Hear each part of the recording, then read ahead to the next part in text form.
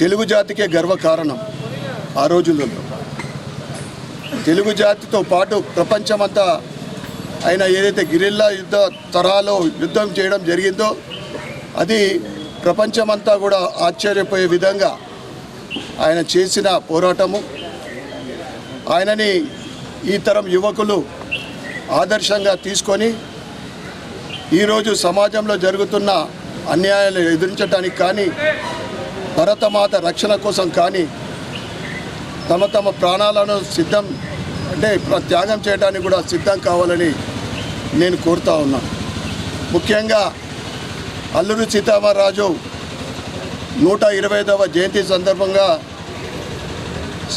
ఆజాదీ కా మహోత్సవ్ కార్యక్రమంలో భాగంగా ఆంధ్రప్రదేశ్లో 30 అడుగుల కాంస్య విగ్రహం ప్రతిష్ఠించడం నిజంగా చాలా సంతోషదాయక విషయం.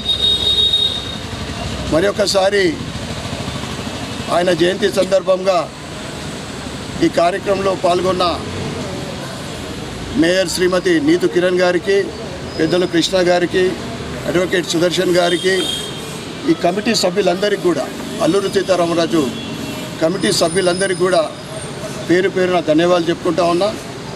మరియు జయంతి సందర్భంగా ప్రజలందరికీ కూడా శుభాకాంక్షలు, శుభాభినందనలు.